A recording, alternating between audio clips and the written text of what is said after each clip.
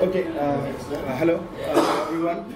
I'm Vidhatanand. So I am CEO and architect at OpenSense Labs. That's a Drupal agency. We are based out of New Delhi. Can you slow down? Oh, sorry. Sorry? Slow down just a Oh, bit. okay. Sorry. So yeah, I run a Drupal agency in New Delhi. We are called OpenSense Labs, and so yeah, I will get back to the topic. So. We recently built a federated search, a custom-built federated search system, and I thought it would be an interesting topic to share. The session is really focused on the architecture and the different technologies that we used. Okay, and yeah, so let's just keep proceeding. Did you press the red button? Yeah, I did. Okay. Yeah. Thank you.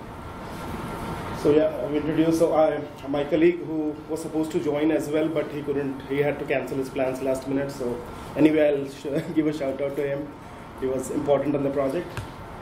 And yeah, so what is important? Why federated search is important is when we have scenarios where in the enterprise space, companies maintain large number of sites. They have marketing sites. They have probably the main corporate site, and depending on different business verticals, they have different kind of sites. So we will take example of, say, a finance company, which probably is an insurance company. So they will have a site where they are essentially focusing on selling the insurance as an e-commerce, right? They might have support sites where they are providing information on how to make the claims and all this information, right? So they have they maintain an array of different sites. Now, the moment we talk about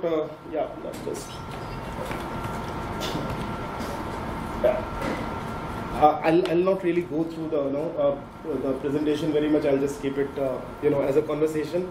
So yes, what happens in a large company, in organizations, multiple teams operating together, they don't stick to one technology. They might all might not be using Drupal. So there might be teams who are doing their marketing sites on WordPress. There might be teams who might be using AEM or Umbaco, Site4, whatnot. Okay. So it is really the standard way. If you look at if we had, we'll just come to the standard architecture. Yeah. So this is what exactly happens.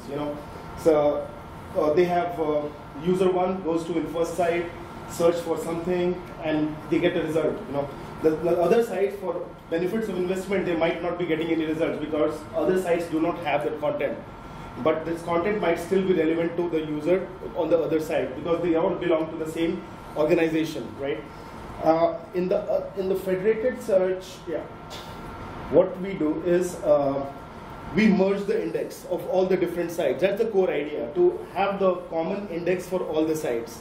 How do we achieve that when we know that all the different sites here are different platforms? We cannot use GraphQL or REST API just to push data, or we cannot use Search API or Solr or Elastic Connector out of the box.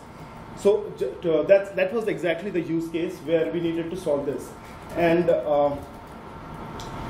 primarily the impact of implementing this kind of federated search is essentially that these four sections. Results in terms of the users are getting better access to the information. Second is the gratification, because I tried searching, user tried searching on site 1, they jump on site 2, where do I find this information about how do I claim my insurance? Okay, so this gratification for the users are better. Cost, when we move on the architecture part, we will see why this is as infrastructure, from infrastructure maintenance cost perspective. Maintaining separate search systems for all the sites versus federated search, this is probably more cost efficient, and the user engagement is definitely reduces the user bounce rates because of better access to content. So these are primarily the what gives benefits we have from federated search. I'm still going very fast. I'm sorry. Okay. Okay. Yeah. So. Okay, now we already discussed this. So they have different sites. It might be a very small, big site. It might be WordPress. It might be Magento, anything. And the users are accessing them individually on all the sites. Generally, what we are doing in the most of the enterprise space, all the sites, they are primarily working as if they want to build an enterprise search, they are plugging Solr and Elastic to their Drupal or Magento or any site, but still it is just connected to one site, right? This is majority of implementation what is happening, what we have noticed. the core idea of federated search is to allow, so if you look at it, it's more like, if you remember the diagram of multiplexer and demultiplexer in electronics. So we merge all the signals with a multiplexer, and with a demultiplexer, depending on what the need, we split out the signals. So it is ideally the scenario might not be that okay, we can index all the sites in a central search index, but do we need all this information on all the sites? No, we don't, because depending on the business use case, we might just need on one of the sites with just content from these 2 sites. Another site we might we might need access to content from 3 of these sites. So this information, this configurability of what content needs to be accessed from what which sites, this is important to keep in mind, and this is obviously a business decision that the product team needs to take. Okay, now what we did. So I'll just, this is essentially the same thing. I'll get back to the architecture, and I think this is where we're going to stick for the rest of the session. So the different stack, what we used, and different challenges. The first challenge was not all, as I already said, all of the sites are not Drupal sites, okay? So we were not really dependent on, we cannot use just Solr and Elastic connector, put it all in Elastic or Solr and then search from there. So that was not the use case. So the only, and these sites, they were all maintained by different vendors, where we did not have the kind of access to those sites. And if we get into the process, that will become a very long, the process itself would have taken 6 months to get through, creating those APIs on all the platforms. So we did not have the choice as well, okay? Now the next part was the only way left to get all the content is to crawl. Okay, so that is where we started exploring, and we used Scrapy. So Scrapy is a it's a web crawler, open source web crawling framework based on Python. It's pretty stable. And for large number of pages when you need to crawl, they also have a cluster, Scrapy cluster version, which essentially works on cluster to scale. When we have large number of pages to crawl. So, and Scrapy as a framework in itself has pipeline structure.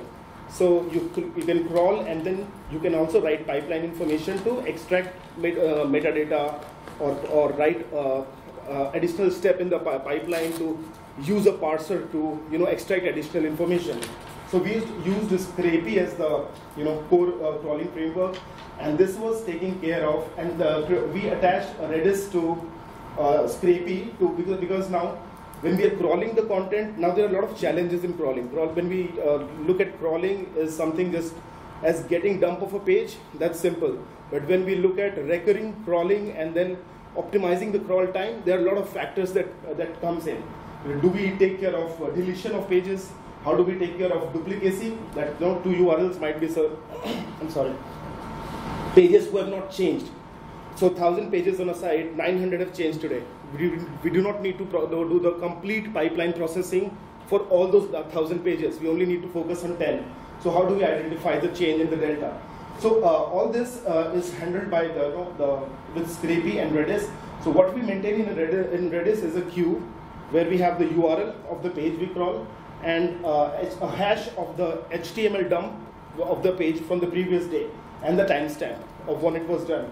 So we use this hash versus what the hash today is. If the hash is not changed, we just leave that process at that point. We jump on the next page. So we don't run through the complete pipeline of the process. So that is how we handled, improve the efficiency of the crawling, the recurring crawling. So and that's where Redis queue was pretty useful. From there, what happens is, so the Redis Scrapy crawls, checks from the Redis queue whether what is the status of this page. Do I need to delete it? Do I need to do? Is it a unchanged page or it is a fresh page? That HTML dump, once it passes through that, is sent to is stored on the server, and we have a parser library. Now this part about the parsers, we have it was important. We need to as a crawler, what we get is the HTML dump. So the basic generic parser, what it does is it identifies the page title, meta description, body of the page. So in this case, okay, it works for most of the pages.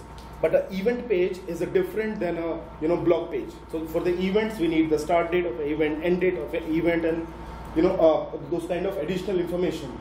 So we had to also create an option where the client can easily create simple parsers with few line of code and just drop in a place which can be used to crawl specific content like events or classrooms or things like that.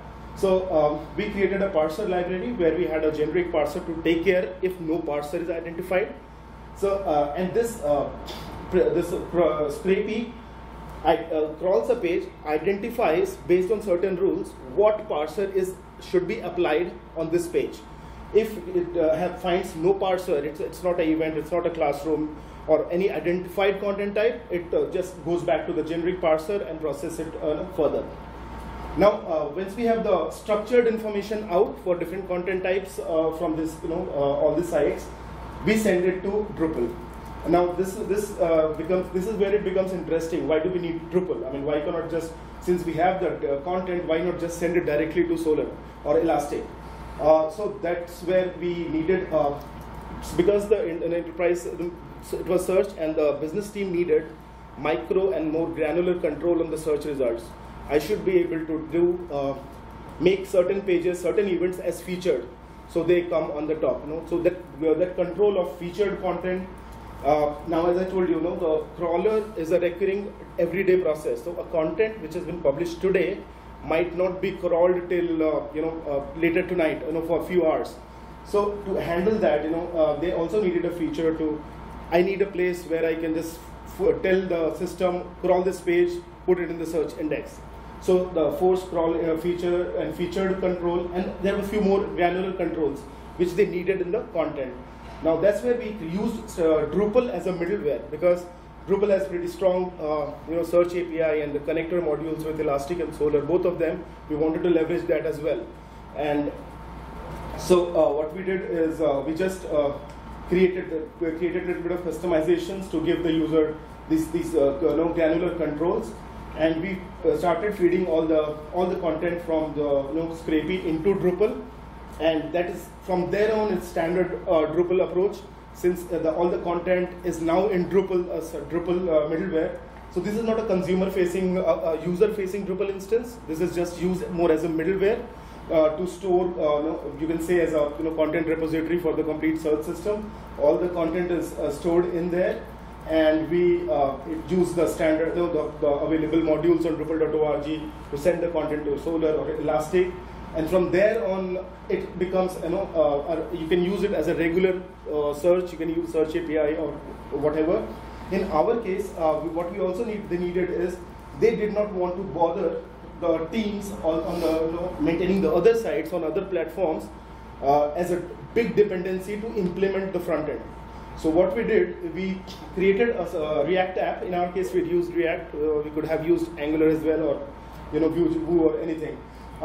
We created an app where within the app, which is hosted separately, and we just give a snippet like we do for analytics or any other iframe embed, iframe JS snippet. We provide a snippet. Okay, just keep this empty div on your site, and place this snippet, and the search application will be served from another hosted React application.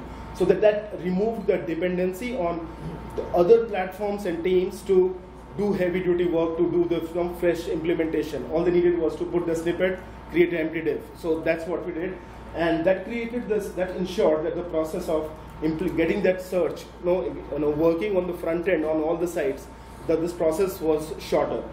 And as a next process, what we are this is done, and as a next process, what we are doing next is adding cognitive search to it. So cognitive search is taking up, we know how much we are using Google Assistant, Siri, and things, all these voice-based searches. So behind this voice-based search, there is a cognitive search, which is powered by natural language processing, NLP, which the goal is also the trend, and what research say, the industry research says, the search will go voice enabled and it will go off from keyword searching. So right now what we are doing is keyword searches. We search based on, we are trained to search by keywords. We don't ask questions. But eventually this will change. As the voice-enabled searches grow up, our tendency, this thought process will change, and we'll start asking questions from search engines and not really just put in keywords. That's where a natural language processing, which there's a BERT model, which is a pretty pre-trained model from Google for NLP. We use this model to train based on all the data on Elastic and create a cognitive Q&A question and answer assistant based on all the content that we have. Again, that is something which we are still in the progress with in the current phase. Hopefully, I'll be able to demo that when it's done next time. So yeah, this was more or less the architecture. I think I'll take questions now. Yeah. Were any of the sister sites password protected, and how did you crawl data that was behind? Yes. So in this case, as I told you, the whole focus of this search system was to enable the end users get better access to content, which meant all these sites were publicly available for the end user. We were just putting them together, right? Yeah. And were there documents on the sister sites where you were doing text-based crawling within the documents too? No, we were not doing any PDF, Excel additional. But yeah, that was not the use case. But yeah, that should be an extension to this. Yeah. So my question is very similar to his. I'm glad he asked that question. Yeah. But it would actually, for us, be the other way around. Yeah. So what we would like is the user who has access to the log in the intranet, but to create a search engine that could actually also return results from the public sites, just in case they go here and they're at the wrong website, they try to do a search, that search engine's never going to return what they want because it's on the public-facing site. Yeah. So I'm thinking the other way around. I don't need necessarily for it to crawl a public-facing search engine to be able to crawl locked down. I'm actually want it the other way around. So in theory, that would be able to work, right? Yeah. Okay. Yeah, no, this could be really good. So would the crawler log in? The crawler will not log in. Yeah, because as I said, all the content is for public facing. So we are not the crawler is not authenticating anywhere. In your case, but is it possible? No, yeah, it is. Scrapy has that capability. Yeah. Besides, the crawler could actually be on the inside. The spider can be configured, yes. And so all it has to do is go crawl a public-facing site. Yeah. So you mentioned Drupal being kind of the hub. These very different data models are coming in. Is it just serialized, or is it a giant string, or what? How do you store Yes. So as I said, we have two for the generic parsers. Whatever content is coming in from there, that is going on one content type. The moment, so it's up to them as they identify more specific content types like events or classroom. I'll take two examples. So they went in and created those content types in Drupal, just using created those content types and wrote parsers which took few lines of code just to identify where is the write the XPath for the start date, end date, venue, things like that. You have data model parity in the Drupal hub with every kind of thing that happens. So if Site 2 gets a new kind of a landing page, it's kind of unique. Yeah. You have to have a new content type. If that is a structured content that you want to be identified as a structured content. Otherwise, the default generic content part will take care of it. And that's just a giant string, or? Sorry? That is a single So the default content type comes with fields for the page title, meta description, the body, the HTML dump of the body. That is what it takes in. So essentially, with the body, it takes all of the items. Gotcha. Yeah. That was it. Yeah.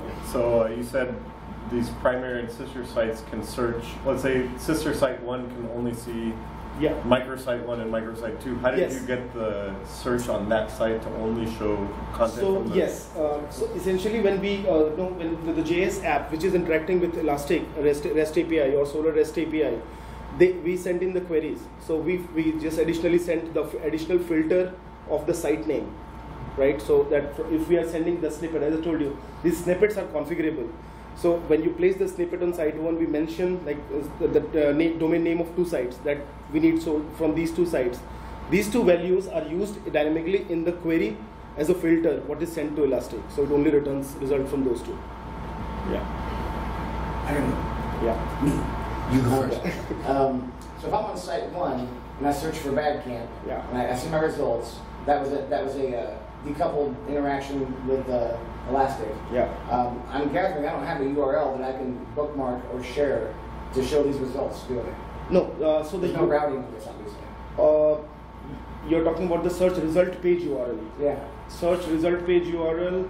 No, it is React and there is a dynamic routing. You're routing it? Yeah. I think. So each site.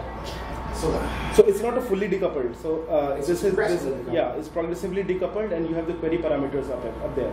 Yeah. So what the search keywords essentially become query parameters.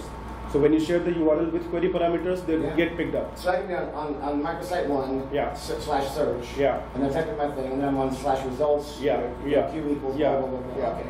Nice. Yeah. Well, what was the hardest part here? What took longer than you thought about? Refining the crawler, optimizing the crawl time, because the overall we were crawling close to, across all the sites. We were crawling close to 300,000 pages, and making sure that, and they did not go for Scrapy cluster because of infrastructure reasons. So we only had a single instance Scrapy running with 5 threads, and that's where the challenge was to how do we cannot scale up the infrastructure, but we need to optimize the crawl time and reduce the overall, the crawl time. So that is where we had to come in with this thought process of putting in hash, and putting in Redis queue to manage that. That was the hard part. Yeah. If I were brave enough to want to try this, how do I get started? Like, in other words, how much of what you've done here is open source? How would I even go down this road? Everything on this architecture is open source. There's nothing which is not open source. Starting from Scrapy to Drupal to Solr, Apache Solr, Redis, React, everything.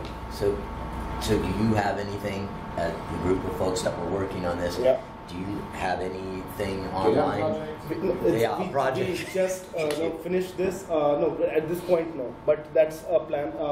We need to make a couple of more things a little bit more generic, especially the part of the crawler, because and the writing the parser. We need to standardize a little bit more how we write parsers, how we just make it true drop-in parsers, where we just drop additional parsers that works, and automatically probably a way to do these things parallelly, which automatically handles the content type on Drupal side and automatically writes a parser.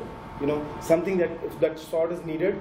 But yeah, we just finished it. That's not yet there, but we are planning to do that. That'd be great. Okay. Are you reluctant to release a pre-alpha? Sorry? Are you reluctant to release a pre-alpha? No. I'm not reluctant. Because it's done for a client. I need to go through this process and approval. That's the thing. Yeah. It's not on our side. Yeah. But yeah, I think it's the discussion with the client is going on okay, and I think we'll get through this. And the moment it is done, I think we are good to open source this. Nice. Yeah. So what was the timeline or the number of hours? This one took three developers. 90% of the project, as you always know, 90% of the project took what? 3 months. And then the last 10% were, as usual, so that took another 2.5, 3 months. So, same story everywhere. Yeah. Here's the most important question. Yeah. Have you submitted this to a Minneapolis comment yet? No, not this. Yeah. Not this. We had another one. It's going to be a different session by then. Yeah. You're going to iterate on top of this. Minneapolis, no. Minneapolis we're planning to submit this. Amsterdam, we are thinking we submitted 2, but in the end, I think we skipped this, right? We submitted other one. Yeah. Yeah. So that's it. Hopefully by Minneapolis we are able to open source this. I think that will be great. Yeah. I hope you have it open source by next year. I'll still be happy. Yeah. So the crawler, right at the start, did you seed that with URLs, or did you just come in at the homepage and say go? No, just homepage. So the Scrapy has 2 crawling mode: depth first or breadth first. So we went with breadth first. So we want all the pages on level 1, then all the pages on level 2. That's the search crawling sequence. Essentially, but yeah, that's the domains. No, nothing list. Sometimes some sites have like orphan pages that are not in the menu, not linked anywhere. So this would, but you when you save it, you can send the URL. Yes, so that's where we have the force crawl feature. So if you have orphan links which are not linked anywhere, still important, you can just place the URL, submit, it will run through the complete parser process, indexing, and everything. And that would add it to, I guess, Redis or whatever. So it's known about the next. Yes. Yeah. So the next crawl, it will already be in Redis queue, so it will update. I would actually not want that, but just for the sake of the topic, could you possibly use like a sitemap module so that it would pick up all the orphans because everything goes in your sitemap? That's the thing. We can use sitemap, but again, the initial problem was different platforms, different. Right. We cannot take that as a source of code. But isn't that XML? I mean, if you're using a module, it would be XML. I would say that this, that is XML is for general public search engines to define what are these pages where I need to crawl. In this case, usually the site search is about what content I have. Right? So we should not be using the sitemaps as a source of truth of what content is available. That makes sense. Yeah. Still very cool. There's a question in the middle You got a of the problem. room. Yeah. I think there's comment from you to solve your question. Okay. I think you got it. Okay. Yeah. And all of those sites were sites that the client owned, and you were crawling. Absolutely. Yeah, absolutely. Oh yeah. Yeah. So, I mean, this is a bit far-fetched, but I'm thinking, since no one's got burning questions, his problem might be a situation where he's going to somehow need to crawl this lockdown site and then get it part of the aggregate. And I'm already in my mind, I'm thinking how that might happen, and it seems like maybe 2 instances of this. So you've got one on the inside that's able to crawl, and then you just need to be able to get the data, so there'd be an extra step in there. No, the crawlers can get through authorizations. Oh, it can? Yeah. There you go, problem solved. I'm curious to hear a little bit more about how you handle deletion. You probably said it, and I didn't. Sorry, which one? How you handle deletions. And Yes. Okay. Yeah. So this part, there is a first time crawl and then the recurring crawls. First time crawl creates this queue, which takes much more time. The first time, which we create this queue of URL, the current hash. The current hash means whatever Scrapy as a first step when it hits a URL gets the body. Gets the complete HTML dump, right? Along with the dump, it gets the headers. In the header, we have the last change date. But we cannot use the last change. We were initially using that, but certain platforms, old legacy platforms, don't really update the headers, even on a content update. So we had to take that off. We cannot use this information. So usually, where all the sites are modern sites and they have done well, we can use that as information. But in this case, we had to avoid that. So what we did was, the only way to identify if a page has changed or not. So first, let's talk about deletion. So we have the initial list of URLs. Next day, when the crawl is done, Scrapy starts the next crawl process, first recrawl goes, and that recrawl is done, and the moment it gets a URL, that is checked in the queue in Redis. It is is this URL there in queue? If yes, is the hash of the HTML dump same? If it is same, bypass it. Right then, just update the timestamp. Okay, that I got this is in the same status at this time. For deletion, when it is all done, and the timestamp of, say there are 1,000 pages, for 900 is updated. So which means 100 item URLs in the queue has their timestamp not updated and the crawl is finished, which means those pages do not exist anymore. So we just delete them, and when we delete them, we originally send a request to Drupal to delete it, and from there on Drupal takes up and deletes on Solr, Elastic, and everywhere. Yeah. So what is the time delay from the crawl to getting to the primary or the for one URL? I can tell you for one URL, because other than that, it will be really depend on the number of pages. It will be like complete process will be like 2 seconds. It's not more than that. There's no cron. There's zero cron. It's a zero cron system. Everything is push based. Yeah. Can the sister sites push an event to force a crawl on that page or something? Yeah. Since we have this feature here to force a crawl, right? So in this feature we also have a full recrawl of a site, if they have rebuilt, migrated a site or something, full recrawl, that's an option. Or just put a list of URLs, those will be crawled. So that feature is there. Probably we can expose an API to that, which can be used by the one of the sister sites. Yeah. And the Drupal as middleware was Drupal 8 or Drupal 7? 8. My bad. Yeah. This is awesome. For the crawler to identify the type of data, did it actually do that, or you just relied on the parser to go in and look at the data? No. Yeah, that's a good question. So once we have the crawler is through this process, there is a directory with all the HTML dumps, and with the ID on the Redis.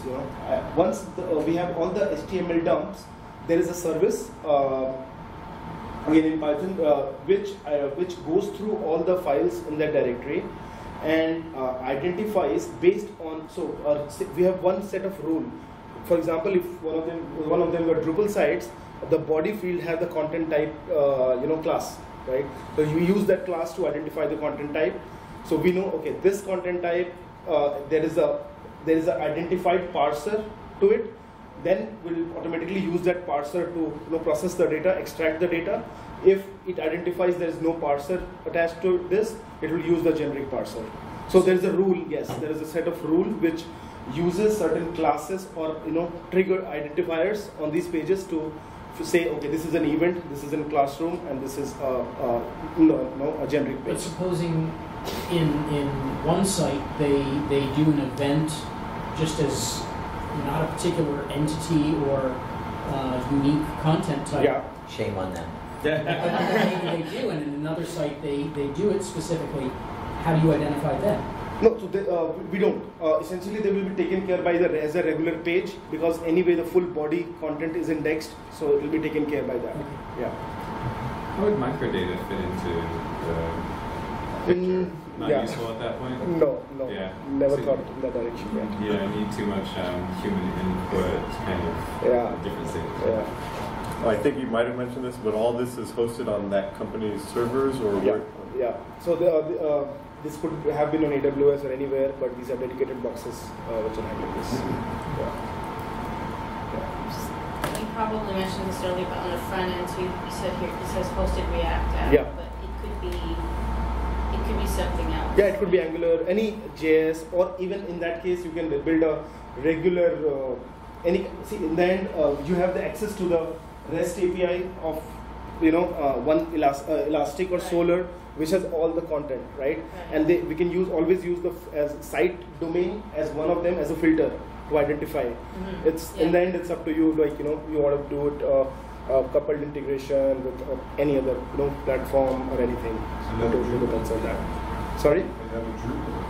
Yeah, absolutely. Yeah. So I can think of a couple ways to do this, but I'm just wondering if you made this attempt. So when the user does the search return, is there any indication in the search return other than the URL itself that indicates which site this? Yeah, so the URL itself has a domain name, right? And that's up to the theming part of the React app itself, that okay, when the result is returned within the query, we can in Solr or Elastic we can say, we pass on that what fields do we want back, right?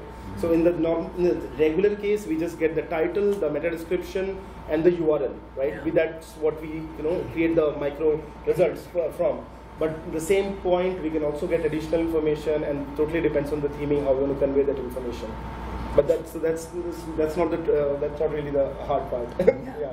And because of that, if you really wanted to allow the end user to just add a checkbox, you know what? I don't include anything from the sister site. Just turn that off, because right now, if it's not here, I'm not interested. Yeah, that's really cool. Yeah. Any plans of caching the response from the indexer? In this case, we really not need it, because Elastic itself takes care. 300,000 pages was nothing for Elastic. It was not really needed there. Yeah. So you used Elasticsearch or you used Solr? So we started off. All the development happened with Solr. In the last minute, we decided that we need to use Elastic, but This really changed nothing. I would say, so what were the considerations for changing from one to the other? It was the decision. So for me, it really does not matter if it is Solr or Elastic because of the way we are using it. Absolutely not. It was the client's preference to go to Elastic. That's fine. It doesn't really change anything. And does Solr use Nudge anymore, or is it all integrated? Sorry? Does Solr use Nudge to do Yes. So yes, Nudge. This was an interesting debate I had with someone on this architecture. Okay. So someone said that why are you using Scrapy? So why not use Nudge? Which is a crawler. But the thing is, you don't use rockets to kill a bird, right? So, that was exactly the only. Nudge as a crawler, we don't. It's too huge. And it doesn't give you the kind of granular control and the pipelining you need. Scrapy is a better data extractor versus Nudge, which is a general purpose web crawler. So yeah. I love the analogy. That was beautiful. Yeah, I already said this to someone. As a bird watcher, I'm a little offended. Feel free to choose that next time. Okay, apologize. One last. Yeah, sure. If I wanted to do this, let's say the entity I work with has 60 websites. Yeah. They're not connected to they're not sister sites. Okay. But it would make no difference, right? No, it won't. So if there's another use case which I thought of later on, if there are 60 sites and if you want fast search on all of them, the regular way, adding a Solr into all of them and implementing individual search on all of them, that will become a bigger project versus going this way and making the last minute decision, snippet decision, search yourself. That's it. That for passing that filter. That will probably be more maintainable than implementing individual search on 60 sites. I mean, then you'd have to get from all the other. Yeah. That's always the challenge in large enterprises. I mean, that was the reason we thought, let's figure out another way. We don't want to go to the process of talking to 10 different teams, and work with them. Yeah. So if site one is a WordPress site, yeah, you're crawling it, yeah, and then you're parsing the HTML that you got from the page, yeah, extracting the fields, yeah, and plugging them into a content type that models that same post type. Specifically to the content type. So generally it should not have been done because in the end all the information is within the body, but they wanted to show start and the end date of an event within the search snippet as a separate information. So we had to extract that information. So there are really specific two cases, events and classrooms I guess, where you had to create custom content types and write parsers. Otherwise all of it were taken care of in general with the generic ones. So you are or you're not using a separate field for author, date, the caption of the image. So these are part of the generic content. So if there's an author field is available, then we'll populate it. The published date. These are all part of the generic content type and parser. And ultimately, it doesn't matter, right? Because you have to build your data model. Exactly. There's and no the expectation of automated data. Yeah, it'd be nice, but it sounds like a lot of work. There's only two places. The data model impacts the content type here, and a few lines of code as a parser here. So these are the only two places which I said. We're still thinking how to make it simpler. We don't want people to just go. If I add a content type, you need to do that again there. That is not a good way. So we need to identify a way where this gets automatically created. Something like that. Schema detector. Yeah. So I know I have another question. This is kind of like I just came here for fun, but this is cool. So I'll talk to you later. Sure.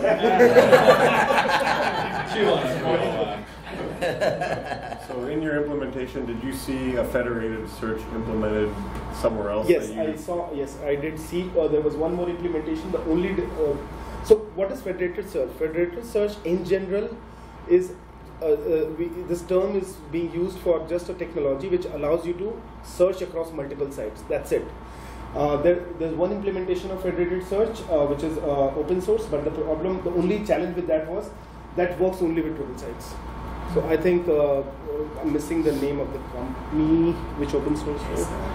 Yeah, the Federated Search. I'm missing the name, but yeah, there's an open source Federated Search, but that relies on Drupal APIs to get the data, and it does not have the crawler part.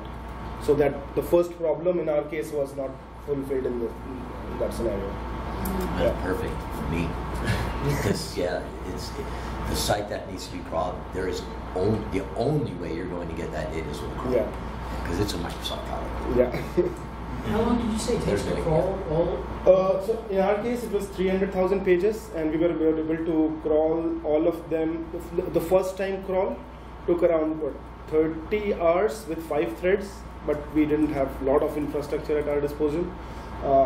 And the recrawls usually we used to finish in 3-4 hours because a lot of pages do not change at all.